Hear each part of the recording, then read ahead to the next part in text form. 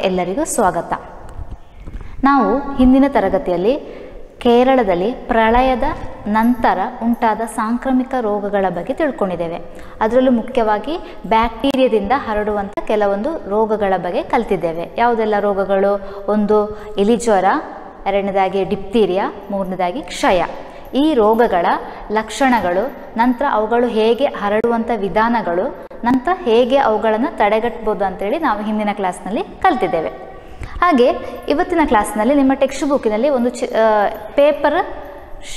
News ಪೇಪರ್ನ ಒಂದು ಶೀರ್ಷಿಕೆಯನ್ನು ಕೊಟ್ಟಿದ್ದಾರೆ. ಪೇಜ್ ನಂಬರ್ 61ರಲ್ಲಿ ಏನು ಕೊಟ್ಟಿದ್ದಾರೆ? ಆ ಶೀರ್ಷಿಕೆಯಲ್ಲಿ, ನ್ಯೂಸ್ ಪೇಪರ್ನ ಶೀರ್ಷಿಕೆಯಲ್ಲಿ ಒಂದು ಭೀತಿ ಉಂಟು ಮಾಡಿ ನಿಫಾ ಹರಡುತ್ತಿದೆ, ಭೀತಿಯನ್ನು ಉಂಟು ಮಾಡಿ ನಿಫಾ ಹರಡುತ್ತಿದೆ. ಇನ್ನೊಂದು ಕೊಟ್ಟಿದ್ದಾರೆ, ನಿಫಾ ವೈರಸ್ಸಿಗೆ ಔಷಧಿ ಲಭ್ಯವಿದೆ ಅಂತೇಳಿ ಎರಡು ಶೀರ್ಷಿಕೆಯನ್ನು ಕೊಟ್ಟಿದ್ದಾರೆ. ಈ ಶೀರ್ಷಿಕೆ ಯಾವ ರೋಗಕ್ಕೆ ಸಂಬಂಧಪಟ್ಟ ಶೀರ್ಷಿಕೆಯಾಗಿದೆ? ಈ ರೋಗವು ನಿಫಾ ರೋಗಕ್ಕೆ ಸಂಬಂಧಪಟ್ಟಂಥ ಒಂದು ಶೀರ್ಷಿಕೆಯಾಗಿದೆ. ಇದು ಕೂಡ ಹಾಗೆ ಪ್ರಳಯದ ನಂತರ ಕೇರಳದಲ್ಲಿ ಉಂಟಾದ ಒಂದು ಸಾಂಕ್ರಾಮಿಕ ರೋಗವಾಗಿದೆ. ಯಾವುದು? ನಿಫಾ. ಇದು ಯಾವುದರ ಮೂಲಕ ಹರಡುತ್ತದೆ? ಈ ನಿಫಾ ರೋಗವು ಇದು ಕೂಡ ವೈರಸ್ಗಳ ಮೂಲಕ ಹರಡುವಂಥ ಒಂದು ರೋಗವಾಗಿದೆ. ಯಾವುದು? ನಿಫಾ. ಮೊದಲಿಗೆ ಇದರ ವೈರಸ್ನ ರಚನೆಯ ಬಗ್ಗೆ ತಿಳಿದುಕೊಳ್ಳುವ. ಯಾವ ವೈರಸ್? ನಿಫಾ ವೈರಸ್ನ ರಚನೆಯ ಬಗ್ಗೆ ತಿಳಿದುಕೊಳ್ಳುವ. ಇಲ್ಲಿ ನೋಡಿ, ಇಲ್ಲೊಂದು ಚಿತ್ರವನ್ನು ಸರಿಯಾಗಿ ಗಮನಿಸಿ. ನಿಫಾ ವೈರಸ್ನ ಒಂದು ಚಿತ್ರ.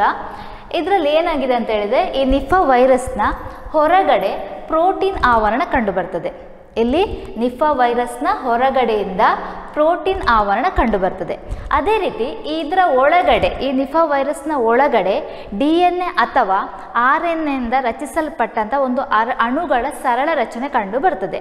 DNA ಅಥವಾ RNA ಅಣುಗಳ ಸರಳ ರಚನೆ ಒಳಗಡೆ ಕಂಡುಬರ್ತದೆ, ಹೊರಗಡೆ ಪ್ರೋಟೀನ್ನ ಒಂದು ಆವರಣ ಕಂಡುಬರ್ತದೆ.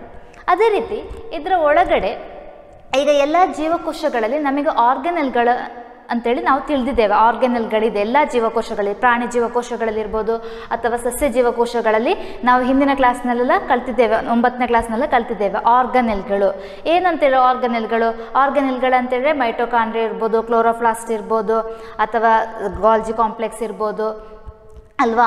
ಇದೆಲ್ಲ ಆರ್ಗನೆಲ್ಗಳು. ಆದರೆ ಇವುಗಳು ಪ್ರಾಣಿ ಜೀವಕೋಶದಲ್ಲಿ, ಸಸ್ಯ ಜೀವಕೋಶದಲ್ಲಿ ಮಾತ್ರ ಕಂಡುಬರ್ತದೆ. ಆದರೆ ಈ ನಿಫಾ ವೈರಸ್ನಲ್ಲಿ ಯಾವುದೇ ರೀತಿಯ ಆರ್ಗನೆಲ್ಗಳು ಕಂಡುಬರುವುದಿಲ್ಲ. ಹಾಗೆ ಇವುಗಳು ಒಮ್ಮೆ ದೇಹವನ್ನು ಪ್ರವೇಶಿಸಿ, ಆತಿಥೇಯ ಜೀವಗಳನ್ನು ಅಂದರೆ ಯಾವುದಾದ್ರು ಜೀವಿಯ ದೇಹವನ್ನು ಪ್ರವೇಶಿಸಿ, ಜೀವಕೋಶದೊಳಗೆ ಪ್ರವೇಶಿಸಿ ಈ ವೈರಸ್ಗಳು ಅಲ್ಲಿಯ ಜೆನೆಟಿಕ್ ಪದಾರ್ಥಗಳನ್ನು ಉಪಯೋಗಿಸಿಕೊಂಡು ತನ್ನ ಸಂಖ್ಯೆಯನ್ನು ವೃದ್ಧಿಸ್ತದೆ. ಯಾವ ಸಂಖ್ಯೆಯನ್ನು ವೃದ್ಧಿಸ್ತದೆ? ನಿಫಾ ವೈರಸ್ಗಳ ಸಂಖ್ಯೆಯನ್ನು ವೃದ್ಧಿಸ್ತದೆ. ಯಾವಾಗ ಒಮ್ಮೆ ಜೀವಿಯ ಜೀವಕೋಶದ ಒಳಗೆ ಪ್ರವೇಶಿಸ್ತದೋ ಅಲ್ಲಿಯ ಜೆನೆಟಿಕ್ ಪದಾರ್ಥಗಳನ್ನು ಬಳಸಿಕೊಂಡು ತನ್ನ ಸಂಖ್ಯೆಯನ್ನು ವೃದ್ಧಿಸ್ತದೆ. ಅದಲ್ಲದೆ ಈ ವೈರಸ್ಗಳು ಪ್ರಾಣಿಗಳಲ್ಲಿಯೂ ಅಥವಾ ಸಸ್ಯಗಳಲ್ಲಿ ಅಥವಾ ಜೀವಿಗಳಲ್ಲಿ, ಹಾಗೆ ಬ್ಯಾಕ್ಟೀರಿಯಾದಂಥ ಸೂಕ್ಷ್ಮ ಜೀವಿಗಳಲ್ಲಿ ಕೂಡ ರೋಗವನ್ನು ಉಂಟು ಮಾಡ್ತದೆ. ಯಾವುದು? ಈ ನಿಫಾ ವೈರಸ್. ಅರ್ಥ ಆಯ್ತಲ್ಲ? ಇಷ್ಟು ಅದರ ರಚನೆ. ಅರ್ಥ ಆಯ್ತಾ? ನಿಫಾ ವೈರಸ್ನ ರಚನೆ. ಹೊರಗಿಂದ ಪ್ರೋಟೀನ್ ಆವರಣ ಇದೆ, ಒಳಗಡೆ DNA ಮತ್ತು RNA ಅಣುಗಳ ಒಂದು ಸರಳ ರಚನೆ ಕಂಡು ಬರ್ತದೆ. ಯಾವಾಗ ಹೋಗ್ತದೋ ಜೀವಕೋಶದೊಳಗೆ ಅಲ್ಲಿಯ ಜೆನೆಟಿಕ್ ಪದಾರ್ಥಗಳನ್ನು ಬಳಸಿಕೊಂಡು ಇದರ ಸಂಖ್ಯೆಯನ್ನು ಜೀವಕೋಶದ ಒಳಗೆ ವೃದ್ಧಿಸ್ತಾ ಹೋಗ್ತದೆ. ಹಾಗೆ ಇದರ ಮುಖ್ಯ ಲಕ್ಷಣಗಳೇನು? ಈ ನಿಫಾ ವೈರಸ್ನ ಮುಖ್ಯ ಲಕ್ಷಣಗಳು: ಒಂದು ಜ್ವರ, ತಲೆನೋವು, ಅದೇ ರೀತಿ ಉಸಿರಾಟದ ತೊಂದರೆ, ನಂತರ ತಲೆ ತಿರುಗುವುದು, ನಂತರ ಜ್ಞಾಪಕ ಶಕ್ತಿ ಕಳೆದುಕೊಳ್ಳುವುದು. ಇದೆಲ್ಲ ವೈರಸ್ನ ಮುಖ್ಯ ಲಕ್ಷಣವಾಗಿರ್ತದೆ. ಒಂದು ಜ್ವರ, ಮುಖ್ಯ ಲಕ್ಷಣ ಏನಂತ ಹೇಳಿದ್ರೆ ನಿಫಾ ವೈರಸ್ ಇದು ಜ್ವರ. ಎರಡನೇದಾಗಿ ಉಸಿರಾಟದ ತೊಂದರೆ, ಮೂರನೇದಾಗಿ ತಲೆ ತಿರುಗುವುದು, ತಲೆನೋವು, ನಂತರ ಜ್ಞಾಪಕ ಶಕ್ತಿ ಕಳೆದುಕೊಳ್ಳುವುದು. ಇದಿಷ್ಟು ನಿಫಾ ವೈರಸ್ನ ಲಕ್ಷಣ ಆಗಿರ್ತದೆ. ಹಾಗೆ ಈ ನಿಫಾ ವೈರಸ್ಗಳು ಹೇಗೆ ಹರಡ್ತದೆ, ಒಬ್ಬರಿಂದ ಇನ್ನೊಬ್ಬರಿಗೆ ಹೇಗೆ ಹರಡ್ತದೆ ಅಂತೇಳಿ ತಿಳ್ಕೊಳ್ಳುವ. ನಿಫಾ ವೈರಸ್ ಹರಡೋದು ಹೇಗೆ? ಮೊದಲನೇದಾಗಿ ಹಣ್ಣುಗಳನ್ನು ತಿಂದಂತಹ ಬಾವಲಿಗಳು ಏನು ಮಾಡ್ತದೆ? ಅವುಗಳ ಮೂತ್ರ ಅಥವಾ ಜೊಲ್ಲು ರಸದ ಅಣುಗಳ ಮೂಲಕ ಹರಡ್ತದೆ. ಈ ಚಿತ್ರವನ್ನು ಹೇಗೆ ಹರಡ್ತದೆ ಎಂಬ ಚಿತ್ರವನ್ನು ಟೆಕ್ಸ್ಟ್ ಬುಕ್ಕಿನಲ್ಲಿ ಕೊಟ್ಟಿದ್ದಾರೆ. ಒಮ್ಮೆ ಆ ಚಿತ್ರವನ್ನು ಗಮನಿಸಿ. ಏನು ಮಾಡ್ತದೆ ಅಂತ ಹೇಳಿದ್ರೆ, ಈ ಹಣ್ಣುಗಳನ್ನು ತಿಂದಂತಹ ಬಾವಲಿಗಳು ಹಣ್ಣುಗಳನ್ನು ತಿಂದಂತಹ ಬಾವಲಿಗಳು ಆ ಉಳಿದಂಥ ಹಣ್ಣನ್ನು ನಾವು ಮನುಷ್ಯರು ಅಥವಾ ಕೆಲವೊಂದು ಜೀವಿಗಳು ತಿಂದಾಗ ಆ ವೈರಸ್ ಏನಾಗ್ತದೆ, ಯಾರ ದೇಹವನ್ನು ಸೇರ್ತದೆ? ಮನುಷ್ಯರ ದೇಹವನ್ನು ಅಥವಾ ಜೀವಿಗಳ ದೇಹವನ್ನು ಸೇರ್ತದೆ ಅಲ್ವಾ. ಬಾವಲಿಗಳು ತಿಂದಂತಹ ಹಣ್ಣನ್ನು ಮನುಷ್ಯರು ತಿಂದಾಗ ಆ ವೈರಸ್ ನಮ್ಮ ದೇಹವನ್ನು ಸೇರ್ತದೆ. ಅದೇ ರೀತಿ ಬಾವಲಿಗಳು ತಿಂದಂತಹ ಹಣ್ಣನ್ನು ಹಂದಿಗಳು ತಿಂದಾಗ ಆ ವೈರಸ್ ಹಂದಿಗಳ ದೇಹವನ್ನು ಕೂಡ ಸೇರ್ತದೆ. ನಂತರ ಹಂದಿಗಳ ಮೂಲಕ ಮನುಷ್ಯರ ದೇಹವನ್ನು ಕೂಡ ಸೇರಿ ಈ ರೋಗ ಉಂಟಾಗಲಿಕ್ಕೆ ಕಾರಣವಾಗ್ತದೆ. ಅರ್ಥ ಆಯ್ತಾ? ಅದೇ ರೀತಿ ಅವುಗಳು ಆ ಹಣ್ಣನ್ನು ತಿನ್ನುವಾಗ ಆ ಬಾವಲಿಗಳ ಜೊಲ್ಲು ರಸದಲ್ಲಿರುವಂಥ ಕಣಗಳು ಆ ಹಣ್ಣಿನ ಮೇಲೆ ಕೂತು ಆ ಹಣ್ಣನ್ನು ನಾವು ಸೇವಿಸುವಾಗ ನಮಗೂ ಈ ರೋಗ ಬರುವಂಥ ಸಾಧ್ಯತೆ ಇರ್ತದೆ. ಅದೇ ರೀತಿ ಇದನ್ನು ಹೇಗೆ ತಡೆಗಟ್ಟಬಹುದು? ಈ ನಿಫಾ ವೈರಸ್ ಬರದಂತೆ ನಾವು ಯಾವ ರೀತಿಯ ಮುಂಜಾಗ್ರತೆಗಳನ್ನು ತೆಗೆದುಕೊಳ್ಬೋದು? ಒಂದನೇದಾಗಿ, ಬಾವಲಿ ತಿಂದಂಥ ಹಣ್ಣುಗಳನ್ನು ನಾವು ತಿನ್ನಬಾರ್ದು. ಬಾವಲಿ ತಿನ್ನುವಂಥ ಹಣ್ಣುಗಳನ್ನು ನಾವು ತಿನ್ನಲೇಬಾರ್ದು. ಅದೇ ರೀತಿ ಸೋಂಕು ಬಾಧಿತ ಹಂದಿಗಳಿಂದ ನಾವೇನು ಮಾಡಬೇಕು? ದೂರ ಇರಬೇಕು. ಸೋಂಕಿತ ಹಂದಿಗಳ ಹತ್ತಿರ ಹೋದರೆ ಅಲ್ಲಿ ಕೂಡ ನಮಗಿದು ಹರಡ್ಬೋದು. ಅದಕ್ಕೋಸ್ಕರ ಸೋಂಕು ಬಾಧಿತ ಹಂದಿಗಳಿಂದ ನಾವೇನು ಮಾಡಬೇಕು? ದೂರ ನಿಲ್ಲಬೇಕು. ಒಂದು ಶುಚಿತ್ವವನ್ನು ಕಾಪಾಡಬೇಕು. ಅದೇ ರೀತಿ ಇನ್ನು ಕೈಗಳನ್ನು ನಾವು ಸೋಪುಗಳಿಂದ ತೊಳಿಬೇಕು. ಯಾವುದೇ ರೀತಿಯ ವೈರಸ್ಗಳು ಅಟ್ಯಾಕ್ ಆಗೋದು ಹೇಗೆ? ಕೈಗಳ ಮೂಲಕ ಬರ್ತದೆ ಹರಡುವಂಥದ್ದು. ಅದಕ್ಕೋಸ್ಕರ ನಾವೇನು ಮಾಡಬೇಕು? ಕೈಗಳನ್ನು ಸೋಪಿನಿಂದ ತೊಳಿಬೇಕು. ಹಾಗೆಯೇ ಸೋಂಕಿತ ವ್ಯಕ್ತಿಗಳನ್ನು ಶುಶ್ರೂಷೆ ಮಾಡುವಾಗ ನಾವೇನು ಮಾಡಬೇಕು? ಅವರ ಹತ್ತಿರ ಹೋಗುವಾಗ ಬಾಯಿಗೆ ಮಾಸ್ಕ್ ಮತ್ತು ಕೈಗಳಿಗೆ ಗ್ಲೌಸನ್ನು ಉಪಯೋಗಿಸಿಕೊಂಡು ಅವರನ್ನು ನಾವು ಉಪಚರಿಸುವಂಥದ್ದು. ಇದಿಷ್ಟು ಮಾಡೋದ್ರಿಂದ ನಾವು ಈ ನಿಫಾ ರೋಗವನ್ನು ನಾವು ತಡೆಗಟ್ಬೋದು. ಇದಿಷ್ಟು ನಿಫಾ ರೋಗ ಹರಡುವಂಥ ವಿಧಾನಗಳು, ಹೇಗೆ ಹರಡ್ತದೆ ಒಬ್ಬರಿಂದ ಒಬ್ಬರಿಗೆ ಅಂತೇಳಿ ಇಷ್ಟು ಉಂಟು ಇದರಲ್ಲಿ. ಈ ನಿಫಾ ಕಾರಣವಾದಂಥ ಏನು ನಿಫಾ ಹರಡಲಿಕ್ಕೆ ಮುಖ್ಯ ಕಾರಣ ಅಂತ ಹೇಳಿದರೆ ವೈರಸ್, ಅದರ ಲಕ್ಷಣಗಳು, ಅದೇ ರೀತಿ ಈ ನಿಫಾ ರೋಗಕ್ಕೆ ಸಂಬಂಧ ಬಂದ ವೈರಸ್ನ ರಚನೆ, ಅದೇ ರೀತಿ ಹೇಗೆ ಹರಡುತ್ತದೆ ಮತ್ತು ಹೇಗೆ ತಡೆಗಟ್ಟೋದು, ಇದೆಲ್ಲವನ್ನು ನಾವು ಸರಿಯಾಗಿ ತಿಳ್ಕೊಂಡ್ರೆ ನಾವು ನಿಫಾ ವೈರಸ್ನಿಂದ ದೂರ ಇರ್ಬೋದು. ಹಾಗೆ ಇನ್ನೊಂದು ಮಾರಕ ರೋಗ ಅಂತೇಳಿದರೆ, ಪ್ರಪಂಚದಲ್ಲಿ ಇನ್ನೊಂದು ಭೀತಿಯನ್ನು ಉಂಟು ಮಾಡುವ ಇನ್ನೊಂದು ರೋಗ ಅಂತ ಹೇಳಿದರೆ ಯಾವುದು? ಏಡ್ಸ್ ಕೂಡ ಹಾಗೆ ಏನು ಭೀತಿಯನ್ನು ಉಂಟು ಮಾಡುವ ಒಂದು ರೋಗವಾಗಿರ್ತದೆ. ಅದೇ ರೀತಿ ಇದರ ಏನು ಸೂಕ್ತ ಪದ ಹೇಗೆ ಬರ್ಬೋದು? ಏಡ್ಸ್, AIDS ಅಂತ ಕೊಟ್ಟಿದ್ದಾನೆ. ಏಡ್ಸ್ ಇದನ್ನು ಹೇಗೆ ಫುಲ್ ಫಾರ್ಮ್ ಹೇಗೆ ಬರ್ಬೋದು? ಅಕ್ವೈರ್ಡ್ ಇಮ್ಯುನೋ ಡೆಫಿಷಿಯನ್ಸಿ ಸಿಂಡ್ರೋಮಾ ಅಂತೇಳಿ ಕರೀತಾರೆ. ಅದರ ಪೂರ್ಣ ಹೆಸರು, ಏಡ್ಸ್ನ ಪೂರ್ಣ ಹೆಸರು ಏನಂತ ಕೇಳಿದರೆ ಅಕ್ವೈರ್ಡ್ ಇಮ್ಯುನೋ ಡೆಫಿಷಿಯನ್ಸಿ ವೈರಸ್. ಇದು ಹೇಗೆ ಹರಡ್ತದೆ? ಏಡ್ಸ್ ಕೂಡ ಇದು ಕೂಡ ವೈರಸ್ನಿಂದ ಹರಡುವಂಥದ್ದು. ಆ ವೈರಸ್ನ ಹೆಸರೇನು? HIV. ಏನು? ವೈರಸ್ನಿಂದ ಏಡ್ಸ್ ಕೂಡ ಹರಡ್ತದೆ. ಈ ವೈರಸ್ನ ಹೆಸರೇನು? HIV, human immuno deficiency virus ಅಂತೇಳಿ ಕರೀತಾರೆ. Human immuno deficiency virus. ಅದೇ ರೀತಿ ಈ ರೋಗ ಹೇಗೆ ಹರಡ್ತದೆ, ಹೇಗೆ ಬರ್ತದೆ ಅಂತೇಳಿದರೆ, ಇದು ಶರೀರದ ರೋಗ ಪ್ರತಿರೋಧ ಸಾಮರ್ಥ್ಯ ಇರುವಂತಹ ಲಿಂಫೋಸೈಟ್, ಶರೀರದ ರೋಗ ಪ್ರತಿರೋಧ ಸಾಮರ್ಥ್ಯವಿರುವಂತಹ ಲಿಂಫೋಸೈಟ್. ಈ ಲಿಂಫೋಸೈಟ್ಗಳು ಬಿಳಿ ರಕ್ತ ಕಣಗಳಾಗಿರ್ತದೆ ಅಲ್ವಾ. ಅದು ಏನು, ನಮಗೆ ರೋಗ ಬರದಂತೆ ತಡೆಯುವಂಥ ಶಕ್ತಿ ಆ ಲಿಂಫೋಸೈಟಿಗಿದೆ ಅಲ್ವಾ. ಇದು ರೋಗ ಪ್ರತಿರೋಧ ಸಾಮರ್ಥ್ಯ ಇರುವಂತಹ ಲಿಂಫೋಸೈಟ್ಗಳ ಜೆನೆಟಿಕ್ ಪದಾರ್ಥಗಳನ್ನು ಬಳಸಿಕೊಂಡು ಏನು ಮಾಡ್ತದೆ? ಈ ವೈರಸ್ಗಳು ತನ್ನ ಸಂಖ್ಯೆಯನ್ನು ಹೆಚ್ಚಿಸ್ತದೆ. ಎಲ್ಲಿ? ನಮ್ಮ ಜೀವಕೋಶದಲ್ಲಿ. ಅರ್ಥ ಆಯ್ತಾ? ಯಾವುದು? ಈ ವೈರಸ್ಗಳು ಯಾವಾಗ ನಮ್ಮ ಜೀವಕೋಶದೊಳಗೆ ಪ್ರವೇಶಿಸ್ತದೋ ಆವಾಗ ನಮ್ಮ ಜೀವಕೋಶದೊಳಗಿರುವಂತಹ ಲಿಂಫೋಸೈಟ್ಗಳ ಜೆನೆಟಿಕ್ ಪದಾರ್ಥಗಳನ್ನು ಬಳಸಿಕೊಂಡು ತನ್ನ ಸಂಖ್ಯೆಯನ್ನು ಜಾಸ್ತಿ ಮಾಡ್ತದೆ, ವೃದ್ಧಿಸ್ತದೆ. ಅದೇ ರೀತಿ ಈ ಲಿಂಫೋಸೈಟ್ಗಳ ಸಂಖ್ಯೆ ಗಣನೀಯವಾಗಿ ಏನಾಗ್ತದಾಗ ಕಡಿಮೆ ಆಗ್ತದೆ. ಕಡಿಮೆ ಆದರೆ ಏನಾಗ್ತದೆ? ಶರೀರದ ರೋಗ ನಿರೋಧಕ ಸಾಮರ್ಥ್ಯಕ್ಕೆ ತೊಂದರೆಯನ್ನು ಉಂಟು ಮಾಡ್ತದೆ. ತೊಂದರೆಯನ್ನು ಉಂಟು ಮಾಡಿ ಏನು ಮಾಡ್ತದೆ? ಆವಾಗ ನಮ್ಮ ಜೀವಕೋಶದಲ್ಲಿ ಏಡ್ಸ್ HIV ಎಂಬ ವೈರಸ್ನ ಸಂಖ್ಯೆ ಜಾಸ್ತಿ ಆಗ್ತದೆ. ಜಾಸ್ತಿಯಾಗಿ ಈ ಏನು ರೋಗಕ್ಕೆ ಕಾರಣವಾಗ್ತದೆ, ಏಡ್ಸ್ ರೋಗಕ್ಕೆ ಕಾರಣವಾಗ್ತದೆ ಮತ್ತು ಅದನ್ನು ಮಾರಣಾಂತಿಕ ರೋಗ ಅಲ್ವಾ. ಏಡ್ಸ್ ಎಂಬುದು ಮಾರಣಾಂತಿಕ ರೋಗ, ಅದರಿಂದ ತುಂಬ ಜನರು ಏನು ಕಷ್ಟವನ್ನು ಪಡ್ತಿದ್ದಾರೆ. ಯಾಕೆಂತೇಳಿದ್ರೆ ನಮಗೆ ಗೊತ್ತಾಗೋದಿಲ್ಲ ಸ್ಟಾರ್ಟಿಂಗ್ ಹೇಗೆ ಬರ್ತದೆ ಅಂತೇಳಿ ಅಲ್ವಾ. ಪರೀಕ್ಷೆಗಳ ಮೂಲಕ ನಮಗೆ ಗೊತ್ತಾಗ್ತದೆ, ಟೆಸ್ಟ್ಗಳನ್ನು ಮಾಡಿದರೆ ಗೊತ್ತಾಗ್ತದೆ ಹೇಗೆ ಬರ್ತದೆ ಅಂತೇಳಿ. ಆದರೆ ಆ ಲಾಸ್ಟ್ ಸ್ಟೇಜಲ್ಲಿ ನೋಡುವಾಗ ತುಂಬ ಅವರಿಗೆ ತುಂಬ ಅದೊಂದು ಮಾರಣಾಂತಿಕ ಹಲ್ಲೆ ಅಂತಲೇ ಹೇಳ್ಬೋದು. ಅಷ್ಟು ಒಂದು ಕಠಿಣವಾದ ಒಂದು ಕಾಯಿಲೆ ಆಗಿರ್ತದೆ ಯಾವುದು, ಏಡ್ಸ್. ಅದೇ ರೀತಿ ಇದು ಹೇಗೆ ಹರಡುತ್ತದೆ, ಒಬ್ಬರಿಂದ ಇನ್ನೊಬ್ಬರಿಗೆ ಹೇಗೆ ಹರಡುತ್ತದೆ ಏಡ್ಸ್ ರೋಗ. ಇದು ಫಸ್ಟ್ ಏನಂತ ಹೇಳಿದರೆ, ಒಂದು HIV ಸೋಂಕಿತ ವ್ಯಕ್ತಿಯ ಜೊತೆ ಲೈಂಗಿಕ ಸಂಪರ್ಕ ಮಾಡೋದ್ರಿಂದ ಹರಡುತ್ತದೆ. ಹೇಗೆ HIV ಸೋಂಕಿತ ಅಥವಾ ಬಾಧಿತ ವ್ಯಕ್ತಿಗಳಲ್ಲಿ ಲೈಂಗಿಕ ಸಂಪರ್ಕ ಮಾಡೋದ್ರಿಂದ ಈ ರೋಗ ಹರಡ್ತದೆ. ಅದೇ ರೀತಿ HIV ಸೋಂಕಿತ ತಾಯಿಯಿಂದ ಗರ್ಭಸ್ಥ ಶಿಶುವಿಗೆ ಹರಡ್ತದೆ. ಹಾಗೆಯೇ HIV ಸೋಂಕಿತ ವ್ಯಕ್ತಿಗಳು ಉಪಯೋಗಿಸಿದಂತಹ ಸಿರಿಂಜಿ ಸೂಜಿಗಳನ್ನು ಪರಸ್ಪರ ಬಳಸುವುದರಿಂದ ಕೂಡ ಈ ರೋಗ ಬರ್ತದೆ. ಹಾಗೆ HIV ಸೋಂಕಿತ ವ್ಯಕ್ತಿಗಳ ರಕ್ತ ಮತ್ತು ಅವಯವಗಳನ್ನು ಸ್ವೀಕರಿಸುವುದರಿಂದ ಕೂಡ ಈ ರೋಗ ಒಬ್ಬರಿಂದ ಇನ್ನೊಬ್ಬರಿಗೆ ಹರಡುತ್ತದೆ.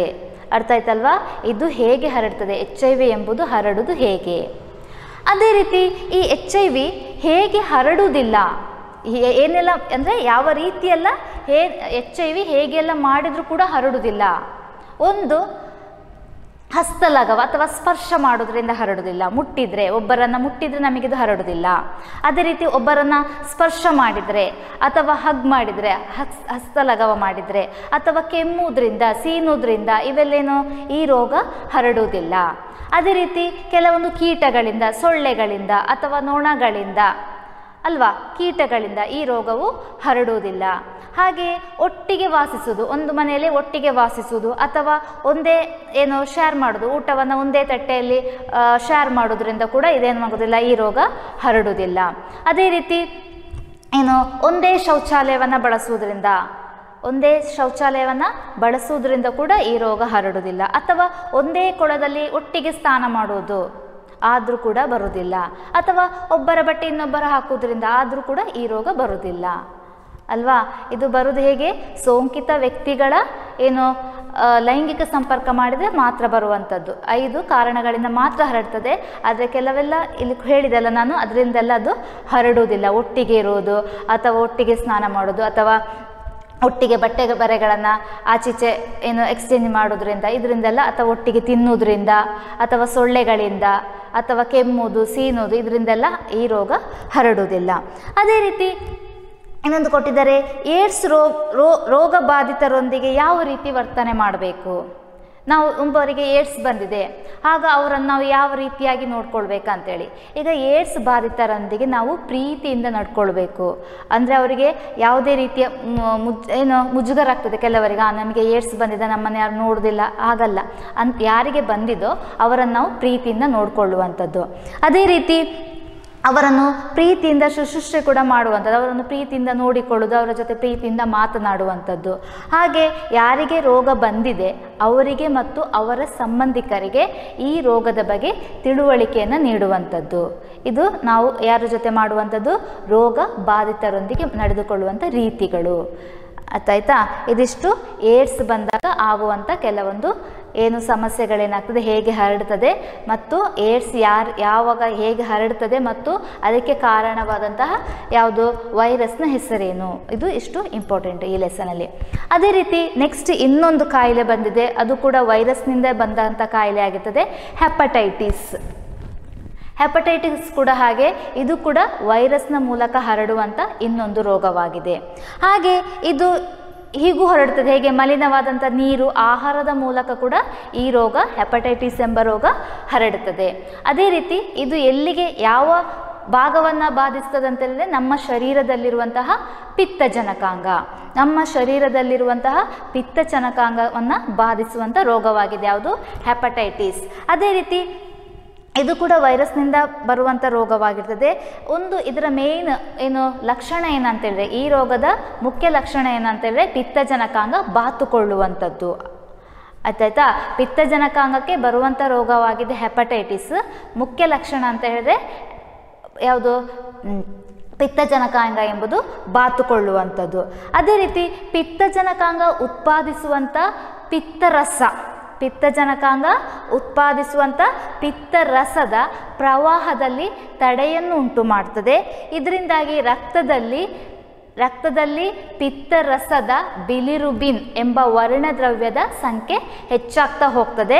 ಇದರಿಂದ ಏನಾಗ್ತದೆ, ನಮ್ಮ ಯಾವುದು ಶ್ಲೇಷ್ಮ ಪರೆಯಲ್ಲಿರ್ಬೋದು ಅಥವಾ ಉಗುರಿನಲ್ಲಿರ್ಬೋದು, ಹಾಗೆ ಶ್ಲೇಷ್ಮ ಪರೆಯಲ್ಲಿ, ಉಗುರಿನಲ್ಲಿ ಮತ್ತು ಕಣ್ಣಿನ ಬಿಳಿ ಭಾಗದಲ್ಲಿ ಗಾಢವಾದ ಹಳದಿ ಬಣ್ಣ ಕಂಡುಬರ್ತದೆ. ಇದು ಹೆಪಟೈಟಿಸ್ ರೋಗದ ಮುಖ್ಯ ಲಕ್ಷಣವಾಗಿರ್ತದೆ. ಅರ್ಥ ಆಯ್ತಾ? ಪಿತ್ತಜನಕಾಂಗವು ಉತ್ಪಾದಿಸುವಂಥ ಪಿತ್ತರಸದಲ್ಲಿ ಪ್ರವಾಹವನ್ನು ಉಂಟು ಮಾಡಿ ಅಲ್ಲಿ ತಡೆಯನ್ನು ಉಂಟು ಮಾಡ್ತದೆ. ತಡೆಯನ್ನು ಉಂಟು ಮಾಡಿ ಆಗೇನಾಗ್ತದೆ, ರಕ್ತದಲ್ಲಿ ಪಿತ್ತರಸದ ಬಿಲಿರುಬಿನ್ ಎಂಬ ವರ್ಣದ್ರವ್ಯದಲ್ಲಿ ವರ್ಣದ್ರವ್ಯದ ಸಂಖ್ಯೆಯನ್ನು ಹೆಚ್ಚಿಸ್ತದೆ. ಇದರಿಂದ ಏನಾಗ್ತದೆ, ಶ್ಲೇಷ್ಮ ಪರೆಯಲ್ಲಿ ಮತ್ತು ಉಗುರಿನಲ್ಲಿ ಮತ್ತು ಕಣ್ಣಿನ ಬಿಳಿ ಭಾಗದಲ್ಲಿ ಗಾಢವಾದ ಹಳದಿ ಬಣ್ಣ ಕಂಡುಬರ್ತದೆ. ಇದು ಈ ರೋಗದ ಮುಖ್ಯ ಲಕ್ಷಣವಾಗಿರ್ತದೆ. ಆದರೆ ಈ ರೋಗ ಹೇಗೆ ಹರಡುತ್ತದೆ, ಒಬ್ಬರಿಂದ ಒಬ್ಬರಿಗೆ ಹೇಗೆ ಹರಡುತ್ತದೆ? ಈ ರೋಗ ಒಬ್ಬರಿಂದ ಒಬ್ಬರಿಗೆ ಹರಡುವುದು ಹೇಗೆ ಅಂತ ಹೇಳಿದರೆ, ಒಂದು ಮಲಿನವಾದ ನೀರು ಅಥವಾ ಮಲಿನವಾದ ಆಹಾರ ಅಥವಾ ಸೋಂಕಿತ ವ್ಯಕ್ತಿಗಳ ರಕ್ತದ ಘಟಕಗಳು ಅಥವಾ ವಿಸರ್ಜನಾ ವಸ್ತುಗಳನ್ನು ಬಳಸುವುದರಿಂದ ಈ ರೋಗ ಒಬ್ಬರಿಂದ ಇನ್ನೊಬ್ಬರಿಗೆ ಹರಡುತ್ತದೆ. ಅದೇ ರೀತಿ ಇನ್ನು ಹೇಗೆ ಹರಡುತ್ತದೆ ಅಂತೇಳಿದ್ರೆ, ಈ HIV ಏಡ್ಸ್ ಹೇಗೆ ಹರಡುತ್ತದೋ ಅದೇ ರೀತಿ ಹೆಪಟೈಟಿಸ್ ಕೂಡ ಹಾಗೆ ಹರಡುತ್ತದೆ. ಒಬ್ಬರಿಂದ ಇನ್ನೊಬ್ಬರಿಗೆ ಹರಡುವಂಥ ರೋಗ ಆಗಿರ್ತದೆ, ಸಾಂಕ್ರಾಮಿಕ ರೋಗವಾಗಿದೆ ಯಾವುದು, ಹೆಪಟೈಟಿಸ್. ಅದೇ ರೀತಿ ವೈರಸ್ನಿಂದ ಹರಡುವಂಥ ಇನ್ನೂ ಕೆಲವೊಂದು ರೋಗಗಳಿದೆ. ಯಾವುದು ವೈರಸ್ನಿಂದ ಹರಡುವಂಥ ಇನ್ನೂ ಕೆಲವೊಂದು ರೋಗಗಳು?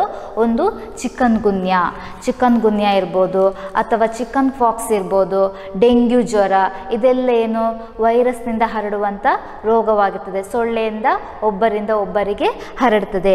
ಅದೇ ರೀತಿ ಇವುಗಳನ್ನು ನಾವು ಹೇಗೆ ನಿಯಂತ್ರಿಸ್ಬೋದು, ಈ ವೈರಸ್ಗಳು ಅಥವಾ ಸೊಳ್ಳೆಗಳನ್ನು ನಾವು ಹೇಗೆ ನಿಯಂತ್ರಿಸ್ಬೋದು ಹರಡದ ಹಾಗೆ? ಡೆಂಗ್ಯೂ ಜ್ವರ ಇರ್ಬೋದು, ಚಿಕನ್ ಗುನ್ಯಾ ಇರ್ಬೋದು ಅಥವಾ ಚಿಕನ್ ಫಾಕ್ಸ್, ಇದನ್ನೆಲ್ಲ ಹರಡದಂತೆ ನಾವು ಯಾವ ರೀತಿಯ ಕ್ರಮಗಳನ್ನು ತೆಗೆದುಕೊಳ್ಬೋದು ಅಂತೇಳಿ. ಒಂದು ಮನೆಗಳಲ್ಲಿ ಅಥವಾ ಪರಿಸರದ ಸುತ್ತಮುತ್ತಲು ನೀರು ನಿಲ್ಲದಂತೆ ನಾವು ನೋಡ್ಕೊಳ್ಬೇಕು. ಅದೇ ರೀತಿ ಎರಡನೇದಾಗಿ ಸೊಳ್ಳೆ ಪರದೆ, ಹೆಚ್ಚಾಗಿ ಎಲ್ಲಿ ಸೊಳ್ಳೆ ಇರ್ತದೋ ಅಂತಹ ಮನೆಗಳಲ್ಲಿ ಸೊಳ್ಳೆ ಪರದೆಯನ್ನು ಬಳಸುವಂಥದ್ದು. ಹಾಗೆ ಕೆಲವೊಮ್ಮೆ ಪರಿಸರಕ್ಕೆ ಯಾವುದೇ ರೀತಿಯ ಹಾನಿ ಉಂಟಾಗದಂತೆ ನಾವು ಸೊಳ್ಳೆ ನಾಶಕಗಳನ್ನು ಕೂಡ ಬಳಸಬಹುದು. ಹಾಗೆ ನಾವು ಏನು ಮಾಡ್ಬೋದು, ಶರೀರವನ್ನು ಸಂಪೂರ್ಣವಾಗಿ ಮುಚ್ಚುವಂಥ ಕೆಲವನ್ನು ಬಟ್ಟೆಗಳನ್ನು ಧರಿಸಬೇಕು. ಇದಿಷ್ಟು ಸೊಳ್ಳೆಯಿಂದ ನಮ್ಮನ್ನು ನಾವು ಹೇಗೆ ರಕ್ಷಿಸ್ಬೋದು ಅಥವಾ ಈ ವೈರಸ್ಗಳು ಹರಡುವ ರೋಗಗಳನ್ನು ಹೇಗೆ ನಿಯಂತ್ರಿಸ್ಬೋದು ಅಂತೇಳಿ ಈ 2 ಪಾಯಿಂಟ್ಗಳು. ಇದು ಕೂಡ ಇಂಪಾರ್ಟೆಂಟ್ ಮಕ್ಕಳೇ. ನೆಕ್ಸ್ಟ್ ಇನ್ನೂ ಒಂದು ರೋಗ ಇದೆ, ಫಂಗಸ್ ರೋಗಗಳು. ಏನು ಈ ಫಂಗಸ್ ರೋಗಗಳು? ಇದಿಷ್ಟು ನಾವು ಕಲ್ತದೀಗ ವೈರಸ್ ರೋಗಗಳಾಯಿತು. ವೈರಸ್ನಿಂದ ಹರಡುವಂಥ ರೋಗಗಳು ಒಂದು ನಿಫಾ, ಇನ್ನೊಂದು ಏಡ್ಸ್, ಮತ್ತೊಂದು ಹೆಪಟೈಟಿಸ್ ಅಲ್ವಾ? ಅದೇ ರೀತಿ ಈ ಫಂಗಸ್ನಿಂದ ಹರಡುವಂಥ ರೋಗಗಳು ಯಾವುದು? ಫಂಗಸ್ನಿಂದ ಹರಡುವಂಥ ರೋಗಗಳು ಈಗ ನಿಮಗೆ ಗೊತ್ತಿರ್ಬೋದು. ಈಗ ಒಂದು ಬ್ರೆಡ್ ನೋಡಿದ್ದೀರಾ, ಈ ಬ್ರೆಡ್ಡನ್ನು 2-3 ದಿವಸ ನಾವು ಗಾಳಿಗೆ ತೆರೆದಿಟ್ಟಾಗ ಒಂದು ವಾರದ ನಂತರ ನೋಡಿದಾಗ ಅದರಲ್ಲಿ ಕಪ್ಪು ಕೆಲವೊಂದು ಕಲೆಗಳು ಬಣ್ಣಗಳು ಬಂದಿರೋದು ನಾವು ನೋಡಿರ್ತೇವೆ ಅಲ್ವಾ? ಬುಸುರು ಬಂದದ್ದಂತ ಹೇಳ್ತೇವೆ. ಅದೇ ರೀತಿ ಕೆಲವೊಂದು ಹಣ್ಣು ಹಂಪಾಲುಗಳಲ್ಲಿರ್ಬೋದು ಅಥವಾ ಈ ನಿಂಬೆ ಹಣ್ಣನ್ನು ತುಂಡು ಮಾಡಿ ಒಂದು ಸೈಡ್ ಇಟ್ಟಾಗ 1-2-3 ದಿವಸ ಬಿಟ್ಟು ನೋಡಿದಾಗ ಅದರಲ್ಲಿ ಕಪ್ಪು ಬಣ್ಣ ಬಂದಿರ್ತದೆ. ಅದನ್ನು ಕೂಡ ನಾವು ಬುಸುರುಗಳು ಅಂತೇಳಿ ಕರೀತಾರೆ ಅಲ್ವಾ? ಈ ಬುಸುರುಗಳು ಇದನ್ನು ಫಂಗಸ್ಗಳಂತ ಹೇಳಿ ಕೂಡ ಕರೀತಾರೆ.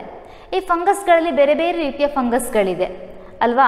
ಈ ಫಂಗಸ್ ಎಂಬುದು ಒಂದು ಏಕಕೋಶ ಜೀವಿಯಾಗಿರ್ತದೆ ಫಂಗಸ್ಗಳು. ಅದೇ ರೀತಿ ಇವುಗಳು ಯೂಕ್ಯಾರಿಯೋಟ್ ಅಂತ ಹೇಳಿ ಕರೀತಾರೆ. ಏಕಕೋಶ ಜೀವಿ ಮತ್ತು ಯೂಕ್ಯಾರಿಯೋಟ್ಗಳು ಫಂಗಸ್ಗಳು. ಅಂದರೆ ಯೂಕ್ಯಾರಿಯೋಟ್ ಅಂತ ಹೇಳಿದ್ರೇನು, ಕೋಶ ಕೇಂದ್ರವನ್ನು ಹೊಂದಿದ್ರೆ ಅದನ್ನು ಯೂಕ್ಯಾರಿಯೋಟ್ಗಳು ಅಂತೇಳಿ ಕರೀತಾರೆ. ಅರ್ಥಾಯ್ತಾ? ಈ ಫಂಗಸ್ಗಳಲ್ಲಿ ಬೇರೆ ಬೇರೆ ರೀತಿಯ ಫಂಗಸ್ಗಳಿದೆ. ಒಂದು ಈಸ್ಟ್ ಅಂತ ಕರೀತಾರೆ, ಮೋಲ್ಡ್ ಅಂತ ಕರೀತಾರೆ ಮತ್ತು ಅಣಬೆಗಳು ಅಂತೇಳಿ ಕರೀತಾರೆ. ಫಂಗಸ್ಗಳಲ್ಲಿ ಯಾವುದೆಲ್ಲ ಕಂಡು ಬರ್ತದೆ? ಈಸ್ಟ್, ಮೋಲ್ಡ್ ಮತ್ತು ಅಣಬೆಗಳು. ಈಗ ಕೆಲವೊಂದು ಫಂಗಸ್ಗಳು ನಮಗೆ ಉಪಕಾರಿಯೂ ಇದೆ ಮತ್ತು ಅಪಾಯಕಾರಿಯೂ ಉಂಟು.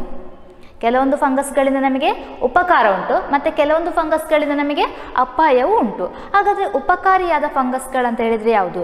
ಈಗ ಈಸ್ಟ್ ಕೂಡ ಒಂದು ಫಂಗಸ್ ಆಗಿದೆ. ಇದನ್ನು ನಾವೇನು ಬೇಕರಿಗಳಲ್ಲಿ ಉಪಯೋಗಿಸ್ತಾರೆ ಅಲ್ವಾ? ಬ್ರೆಡ್ ಮಾಡಲಿಕ್ಕಿರ್ಬೋದು, ಕೇಕ್ ಮಾಡಲಿಕ್ಕಿರ್ಬೋದು, ಅಥವಾ ಮನೆಗಳಲ್ಲಿ ದೋಸೆ ಅಥವಾ ಇಡ್ಲಿ ಮಾಡಲಿಕ್ಕೆ ನಾವು ಈಸ್ಟನ್ನು ಬಳಸ್ತೇವೆ. ಅದೇ ರೀತಿ ಇನ್ನೊಂದು ಪೆನ್ಸಿಲಿನ್ ಎಂಬ ಆ್ಯಂಟಿಬಯೋಟಿಕ್ ಅನ್ನು ಔಷಧಿ ಅಥವಾ ಟ್ಯಾಬ್ಲೆಟನ್ನು ತಯಾರಿಸಲು ಕೂಡ ನಾವು ಉಪಯೋಗಿಸ್ತೇವೆ. ಹಾಗೆ ಅಣಬೆಗಳೆಂದು ಏನು? ಅದೊಂದು ಪೋಷಕಾಂಶಯುಕ್ತ ಒಂದು ಆಹಾರ. ಇವುಗಳನ್ನು ನಾವು ಆಹಾರ ಬಳಕೆಯಲ್ಲಿ ಕೂಡ ಬಳಸ್ತೇವೆ ಅಣಬೆಗಳನ್ನು. ಹಾಗೆ ಇನ್ನು ಅಪಾಯಕಾರಿಯೂ ಹೌದು. ಯಾಕೆಂತಂದರೆ ಫಂಗಸ್ಸಿಂದ ಕೆಲವೊಂದು ರೋಗಗಳು ಕೂಡ ಹರಡ್ತದೆ. ಅದರಲ್ಲಿ ಮುಖ್ಯವಾದ ರೋಗಗಳಂತ ಹೇಳಿದರೆ ಒಂದು ಗಜಕರ್ಣ ಮತ್ತೊಂದು ಅಥ್ಲೆಟ್ಸ್ ಫೂಟ್ ಅಂತೇಳಿ ಕರೀತಾರೆ. ಯಾವುದು? ಫಂಗಸ್ನಿಂದ ಹರಡುವಂಥ 2 ರೋಗಗಳು, ಒಂದು ಗಜಕರ್ಣ, ಇನ್ನೊಂದು ಅಥ್ಲೆಟ್ಸ್ ಫೂಟ್. ಈಗ ಗಜಕರ್ಣ ಅಂತ ಹೇಳಿದ್ರೆ ಇದನ್ನು ರಿಂಗ್ ವರ್ಮ್ ಅಂತ ಹೇಳಿ ಕೂಡ ಕರೀತಾರೆ. ರಿಂಗ್ ವರ್ಮ್, ಇನ್ನೊಂದು ಅಥ್ಲೆಟ್ಸ್ ಫೂಟ್.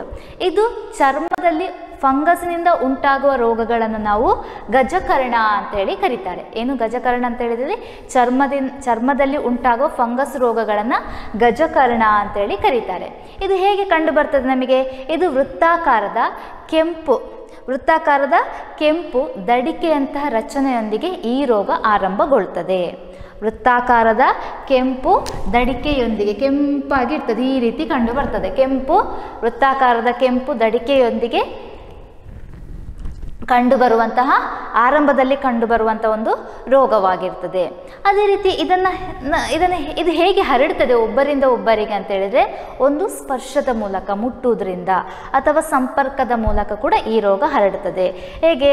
ಈಗ ಈ ಗಜಕರ್ಣ ಅಥವಾ ರಿಂಗ್ ವರ್ಮ್ ಇದ್ದಂಥ ವ್ಯಕ್ತಿಗಳ ಬಟ್ಟೆಯನ್ನು ನಾವು ಉಪಯೋಗಿಸಿದರೆ, ಅಥವಾ ಮಾತಾಡೋದ್ರಿಂದ ಬರುವುದಿಲ್ಲ, ಅವರ ಬಟ್ಟೆಯನ್ನು ಉಪಯೋಗಿಸಿದರೆ, ಅಥವಾ ಅವರನ್ನು ಮುಟ್ಟಿದರೆ, ಅಥವಾ ಅವರು ಬಳಸಿದಂಥ ಕೆಲವೊಂದು ವಸ್ತುಗಳನ್ನು ನಾವು ಬಳಸಿದರೆ ಈ ರೋಗ ಒಬ್ಬರಿಂದ ಇನ್ನೊಬ್ಬರಿಗೆ ಹರಡುತ್ತದೆ.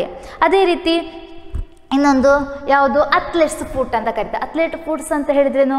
ಅಥ್ಲೆಟ್ ಫೂಟ್ ಅಂತ ಹೇಳಿದರೆ ಇದು ಕಾಲಿನ ಬೆರಳುಗಳ ಎಡೆಯಲ್ಲಿ ಮತ್ತು ಪಾದಗಳಲ್ಲಿ ಕಂಡುಬರುವ ಫಂಗಸ್ನಿಂದ ಉಂಟಾದ ರೋಗಗಳನ್ನು ಅಥ್ಲೆಟ್ ಫೂಟ್ ಅಂತೇಳಿ ಕರೀತಾರೆ. ಅಥ್ಲೆಟ್ಸ್ ಫೂಟ್ ಅಂತ ಹೇಳಿದರೆ ಕಾಲು ಬೆರಳಿನ ಎಡೆಗಳಲ್ಲಿ ಮತ್ತು ಪಾದಗಳಲ್ಲಿ ಕಂಡುಬರುವಂತಹ ಫಂಗಸ್ನ ರೋಗಗಳನ್ನು ಅಥ್ಲೆಟ್ ಫೂಟ್ ಅಂತೇಳಿ ಕರೀತಾರೆ.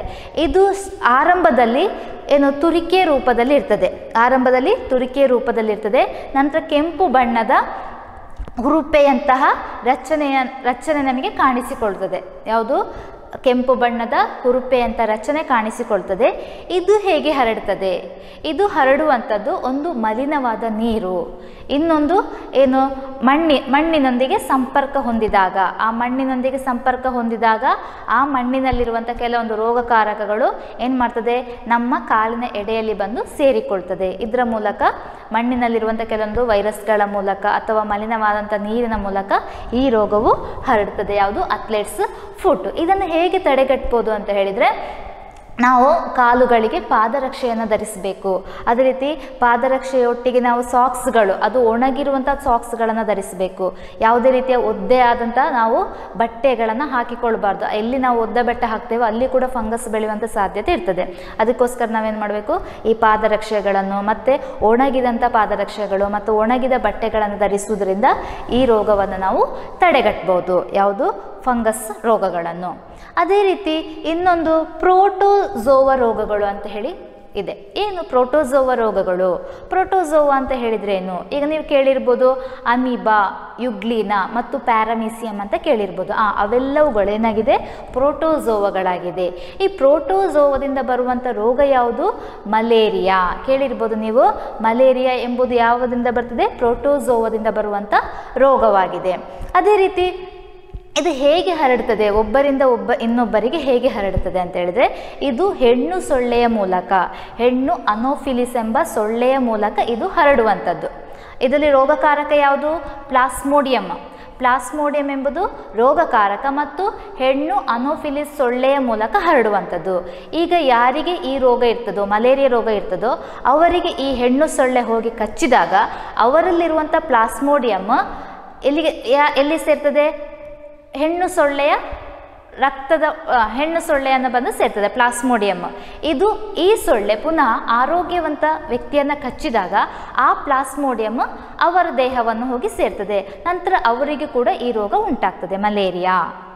ಅರ್ಥ ಆಯ್ತಲ್ಲ? ಇದರಲ್ಲಿ ರೋಗಕಾರಕ ಯಾವುದು? ಪ್ಲಾಸ್ಮೋಡಿಯಂ. ಹರಡುವುದು ಹೇಗೆ? ಹೆಣ್ಣು ಸೊಳ್ಳೆಯ ಮೂಲಕ ಹರಡುವಂಥದ್ದು. ಹೀಗೆ ಇದು ಒಬ್ಬರಿಂದ ಒಬ್ಬರಿಗೆ ಆ ಹೆಣ್ಣು ಸೊಳ್ಳೆ ಕಚ್ಚಿದಾಗ ಏನಾಗ್ತದೆ, ಯಾರಿಗೆ ಮಲೇರಿಯಾ ಇರ್ತದೋ ಅವರಿಗೆ ಕಚ್ಚಿದಾಗ ಆ ಸೊಳ್ಳೆಯ ದೇಹದೊಳಗೆ ಪ್ಲಾಸ್ಮೋಡಿಯಂ ಒಳ ಪ್ರವೇಶಿಸ್ತದೆ. ನಂತರ ಆರೋಗ್ಯವಂತನನ್ನು ಕಚ್ಚಿದಾಗ ಅವರಿಗೂ ಕೂಡ ಆ ಪ್ಲಾಸ್ಮೋಡಿಯಂ ಅವರ ದೇಹವನ್ನು ಸೇರಿ ಅವರಿಗೂ ಮಲೇರಿಯಾ ರೋಗವನ್ನು ಉಂಟು ಮಾಡ್ತದೆ. ಈ ರೋಗದ ಮುಖ್ಯ ಲಕ್ಷಣವೇನಂತ ಹೇಳಿದರೆ, ಒಂದು ವಿಪರೀತ ಜ್ವರ ಬರುವಂಥದ್ದು, ನಡುಕದಿಂದ ಕೂಡಿದಂಥ ಒಂದು ಜ್ವರ, ನಂತರ ಹೆಚ್ಚು ಬೆವರುವುದು, ಇದು ಈ ಮಲೇರಿಯಾ ರೋಗದ ಮುಖ್ಯ ಲಕ್ಷಣವಾಗಿರ್ತದೆ. ಅದರೊಂದಿಗೇನು ವಾಂತಿ ಭೇದಿ, ತಲೆನೋವು, ಅದೇ ರೀತಿ ರಕ್ತಹೀನತೆ ಕೂಡ ಈ ರೋಗದ ಮುಖ್ಯ ಲಕ್ಷಣವಾಗಿರ್ತದೆ. ಯಾವುದು? ಮಲೇರಿಯಾ ರೋಗದ ಮುಖ್ಯ ಲಕ್ಷಣವಾಗಿರ್ತದೆ. ಅದೇ ರೀತಿ ಇನ್ನು ಲಾಸ್ಟ್ ಇನ್ನೊಂದು ರೋಗವಿದೆ. ಯಾವುದದು? ಹುಳುಗಳ ರೋಗಕಾರಕಗಳು. ಹುಳುಗಳಿಂದ ಬರುವಂಥ ಕೆಲವೊಂದು ರೋಗಗಳು. ಏನು ಹುಳುಗಳಿಂದ ಬರುವಂಥ ರೋಗಗಳು? ನಮಗೆ ಗೊತ್ತುಂಟು, ನಮ್ಮ ಸಣ್ಣ ಕರುಳಿನಲ್ಲಿ ಹುಳಗಳು ವಾಸಿಸ್ತದೆ ಅಲ್ವಾ?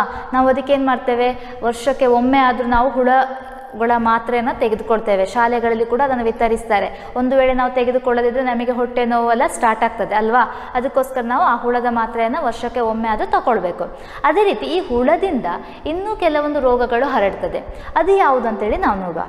ಈಗ ಫೈಲೇರಿಯಲ್ ಎಂಬ ಹುಳದಿಂದ ಹರಡುವಂಥ ರೋಗ ಆಗಿದೆ. ಯಾವುದು? ಆನೆಕಾಲು ರೋಗ. ನೋಡಿರ್ಬೋದು ನೀವು, ಆನೆಕಾಲು ರೋಗ ಬಂದರೆ ಹೇಗೆ ಆಗ್ತದೆ ಅವರ ಕಾಲುಗಳು ಅಂತೇಳಿ. ಹೇಗೆ ಆನೆ ಕಾಲಿರ್ತದೋ ಅದೇ ರೀತಿ ಈ ಆನೆಕಾಲು ರೋಗ ಬಂದಾಗ ಅವರ ಕಾಲುಗಳು ದಪ್ಪವಾಗಿ ದಪ್ಪವಾಗುವಂಥದ್ದು. ಆನೆಗಳ ಕಾಲು ಹೇಗಿರ್ತದೋ ಹಾಗೇ ಆಗ್ತದೆ ಅಲ್ವಾ? ಇದು ಯಾವುದರಿಂದ ಹರಡ್ತದೆ? ಫೈಲೇರಿಯಲ್ ಎಂಬ ಹುಳಗಳಿಂದ ಬರುವಂಥ ರೋಗ ಆಗಿರ್ತದೆ, ಆನೆಕಾಲು ರೋಗ. ಇದು ಹೇಗೆ ಒಬ್ಬರಿಂದ ಇನ್ನೊಬ್ಬರಿಗೆ ಹರಡುವುದು ಹೇಗೆ ಅಂತ ಹೇಳಿದರೆ, ಇಲ್ಲಿ ಒಂದು ಸೊಳ್ಳೆ ಇದೆ. ಯಾವ ಸೊಳ್ಳೆ ಹೆಸರು? ಕ್ಯುಲೆಕ್ಸ್ ಎಂಬ ಒಂದು ಸೊಳ್ಳೆ ಇದೆ. ಈ ಸೊಳ್ಳೆ ಕಚ್ಚಿದಾಗ ಯಾರಿಗೆ ಈ ಆನೆಕಾಲು ರೋಗ ಇರ್ತದೋ ಅವರಿಗೆ ಈ ಕ್ಯುಲೆಕ್ಸ್ ಎಂಬ ಸೊಳ್ಳೆ ಬಂದು ಕಚ್ಚಿ ಅವರಿಂದ ಆರೋಗ್ಯವಂತ ಇನ್ನೊಬ್ಬನಿಗೆ ಕಚ್ಚಿದಾಗ ಅದು ಒಬ್ಬರಿಂದ ಇನ್ನೊಬ್ಬರಿಗೆ ಹರಡುತ್ತದೆ. ಇದಿಷ್ಟು ಯಾವುದು? ಆನೆಕಾಲು ರೋಗ. ಅದೇ ರೀತಿ ಈ ಲಿಂಫು ನಾಳಗಳ ಬಗ್ಗೆ ನೀವು ಕಲ್ತಿದ್ದೀರಾ ಅಲ್ವಾ? ಲಿಂಫು ನಾಳ ಅಂತೇಳಿ ನೀವು 9ನೇ ಕ್ಲಾಸ್ನಲ್ಲಿ ಕಲ್ತಿರ್ಬೋದು. ಈ ಲಿಂಫು ನಾಳಗಳಲ್ಲಿ ಈ ಯಾವುದು? ಫೈಲೇರಿಯಲ್ ಎಂಬ ಹುಳಗಳು ವಾಸಿಸ್ತದೆ. ಫೈಲೇರಿಯಾ ಹುಳಗಳು ಲಿಂಫು ನಾಳಗಳಲ್ಲಿ ವಾಸಿಸುವುದರಿಂದ ಲಿಂಫುಗಳ ದ್ರವದಲ್ಲಿ ಉಂಟಾಗುವ ಪ್ರವಾಹಕ್ಕೆ ತಡೆಯನ್ನು ಉಂಟು ಮಾಡ್ತದೆ. ತಡೆಯನ್ನು ಉಂಟು ಮಾಡಿ ಅಲ್ಲಿ ಲಿಂಫು ನಾಳಗಳು ಕೂಡ ಬಾತುಗೊಳ್ಳಿಕ್ಕೆ ಪ್ರಾರಂಭವಾಗ್ತದೆ ಅಲ್ವಾ? ಲಿಂಫು ನಾಳಗಳು ಬಾತಿಕೊಳ್ಳುವಾಗ ಆಗೇನಾಗ್ತದೆ? ಆನೆಕಾಲು ರೋಗ ಬರ್ತದೆ. ಅಂದರೆ ಲಿಂಫು ನಾಳಗಳು ಯಾವುದೇ ರೀತಿಯ ವರ್ಕ್ ಮಾಡೋದಿಲ್ಲ, ಅದು ಕೂಡ ದಪ್ಪ ಆಗ್ತದೆ. ಲಿಂಫು ನಾಳಗಳು ದಪ್ಪ ಆಗಿ ಏನಾಗ್ತದೆ? ಯಾವುದೇ ರೀತಿಯ ಕೆಲಸ ಕಾರ್ಯಗಳನ್ನು ಮಾಡಲಿಕ್ಕೆ ಆಗೋದಿಲ್ಲ. ಅದು ಆನೆಕಾಲು ಹೇಗಿರ್ತದೋ ಅದೇ ರೀತಿ ಕೈಕಾಲುಗಳು ದಪ್ಪವಾಗುವಂಥದ್ದು. ಇದು ಫೈಲೇರಿಯಲ್ ಹುಳದಿಂದ ಬರುವಂಥ ರೋಗ, ಆನೆಕಾಲು ರೋಗ. ಇದು ಹೇಗೆ ಹರಡ್ತದೆ? ಒಬ್ಬರಿಂದ ಒಬ್ಬರಿಗೆ ಸೊಳ್ಳೆಯ ಮೂಲಕ ಹರಡ್ತದೆ. ಅದೇ ರೀತಿ ಈ ಮಲಿನವಾದ ಪರಿಸರವು ಅಲ್ವಾ? ಈ ಮಲಿನವಾದ ಪರಿಸರವು ಯಾವುದರ ಕೇಂದ್ರವಾಗಿರ್ತದೆ? ರೋಗಾಣುಗಳ ವೃದ್ಧಿ ಕೇಂದ್ರಗಳಾಗಿರ್ತದೆ. ಮಲಿನವಾದ ಪರಿಸರದಲ್ಲಿ ಬೇರೆ ಬೇರೆ ರೀತಿಯಾದಂಥ ರೋಗಾಣುಗಳು ವೃದ್ಧಿಸ್ತಾ ಹೋಗ್ತದೆ. ಅದೇ ರೀತಿ ಸೊಳ್ಳೆ, ನೊಣ ಮುಂತಾದ ರೋಗಕಾರಕಗಳು ವೃದ್ಧೀಕರಿಸುವುದರಿಂದ ಅನೇಕ ಸಾಂಕ್ರಾಮಿಕ ರೋಗಗಳು ಕೂಡ ಉಂಟಾಗ್ತದೆ. ಈ ಸಾಂಕ್ರಾಮಿಕ ರೋಗಗಳನ್ನು ತಡೆಯಬೇಕಾದರೆ ರೋಗಾಣುಗಳು ಮತ್ತು ರೋಗವಾಹಕಗಳು ವೃದ್ಧಿಸುವ ಸಂದರ್ಭವನ್ನು ಸೃಷ್ಟಿಸಬಾರದು. ನಮ್ಮ ಪರಿಸರವನ್ನು ನಾವು ಯಾವಾಗಲೂ ಕ್ಲೀನಾಗಿಟ್ಟುಕೊಳ್ಳಬೇಕು, ಶುಚಿಯಾಗಿಟ್ಟುಕೊಳ್ಳಬೇಕು. ಎಲ್ಲಾದರೂ ಒಂದು ಕಡೆ ಕಸ ಹಾಕಿದ್ದೇವೆ ಅಥವಾ ನೀರು ಎಲ್ಲಿ ಉಂಟು, ಎಲ್ಲಿ ಸೇರ್ತದೋ ಅಲ್ಲಿ ಏನಾಗ್ತದೆ? ಈ ರೋಗಾಣುಗಳು, ಸೊಳ್ಳೆಗಳು ವೃದ್ಧಿ ಆಗಲಿಕ್ಕೆ ಸ್ಟಾರ್ಟ್ ಆಗ್ತದೆ. ಅದಕ್ಕೋಸ್ಕರ ಮಲಿನ ಪರಿಸರವನ್ನು ನಾವೇನು ಮಾಡಬೇಕು? ಸ್ವಚ್ಛವಾಗಿಟ್ಟುಕೊಳ್ಳೋದು ಪ್ರತಿಯೊಬ್ಬರ ಕರ್ತವ್ಯವಾಗಿದೆ. ನಮ್ಮ ಪರಿಸರವನ್ನು ನಾವು ಕಾಪಾಡಿದರೆ ನಮಗೆ ಯಾವುದೇ ರೋಗಗಳು ಬರದಾಗೆ ನಾವು ಎಚ್ಚರವನ್ನು ವಹಿಸಿಕೊಳ್ಬೇಕು ಮತ್ತು ಆ ರೋಗಗಳು ಬರದಂತೆ ನಾವೇನು ಮಾಡಬೇಕು? ತಡೆಗಟ್ಟಬೇಕು. ಅದಕ್ಕೆ ಬೇಕಾದಂತಹ ಪರಿಸರವನ್ನು ನಾವೇ ಸೃಷ್ಟಿಸಬೇಕು. ಒಳ್ಳೆಯ ಪರಿಸರ, ಶುಚಿಯಾದ ಪರಿಸರವನ್ನು ನಾವು ಸೃಷ್ಟಿಸಿ ಯಾವುದೇ ರೀತಿಯ ರೋಗಗಳು ಬರದಂತೆ ಕೂಡ ತಡೆಯಬೇಕು. ಇದು ಇಷ್ಟು ಒಂದು ವೈರಸ್ನಿಂದ ಬರುವಂಥ ರೋಗಗಳು ಅಲ್ವಾ, ಯಾವುದೆಲ್ಲ? ನಿಫಾ ವೈರಸ್, ಏಡ್ಸ್ ಮತ್ತು ಇನ್ನೊಂದು ಹೆಪಟೈಟಿಸ್. ಅದೇ ರೀತಿ ಅದರ ಲಕ್ಷಣಗಳು, ಅವುಗಳು ಹೇಗೆ ಹರಡ್ತದೆ ಅಂತೇಳಿ ಅದೆಲ್ಲ ಕೂಡ ಇಂಪಾರ್ಟೆಂಟ್ ಮಕ್ಕಳಿದು ಈ ಪಾಠದಲ್ಲಿ. ಅದೇ ರೀತಿ ಫಂಗಸ್ನಿಂದ ಬರುವ ರೋಗಗಳು ಎರಡು, ಒಂದು ಗಜಕರ್ಣ ಮತ್ತು ಅಥ್ಲೆಟ್ಸ್ ಫುಟ್ ಅಂತ ಕರೀತಾರೆ. ನಂತರ ಪ್ರೋಟೋಜೋವದಿಂದ ಹರಡುವ ರೋಗಗಳು ಮಲೇರಿಯಾ. ನಂತರ ಹುಳಕಾರಕ ರೋಗಗಳು ಯಾವುದು? ಆನೆಕಾಲು ರೋಗ. ಇದು ಕ್ಯುಲೆಕ್ಸ್ ಎಂಬ ಸೊಳ್ಳೆಯಿಂದ ಹರಡ್ತದೆ. ಅದೇ ರೀತಿ ಮಲೇರಿಯಾ ಹೆಣ್ಣು ಅನೋಫಿಲಿಸ್ ಸೊಳ್ಳೆಯಿಂದ ಹರಡುವಂಥದ್ದು. ಇದರ ರೋಗಕಾರಕ ಯಾವುದು? ರೋಗಕಾರಕ ಪ್ಲಾಸ್ಮೋಡಿಯಂ. ಅದೇ ರೀತಿ ನಿಫಾ ವೈರಸ್ನ ವಾಹಕ ಜೀವಿ ಯಾವುದು? ಬಾವಲಿ. ಬಾವಲಿಯಿಂದ ಹರಡುವಂಥ ರೋಗ ಆಗಿರ್ತದೆ ಇದು ನಿಫಾ ವೈರಸ್. ಓಕೆ, ಉಳಿದ ಭಾಗವನ್ನು ನಾವು ಮುಂದಿನ ತರಗತಿಯಲ್ಲಿ ಕಲಿಯೋಣ. ಎಲ್ಲರಿಗೂ ಧನ್ಯವಾದಗಳು.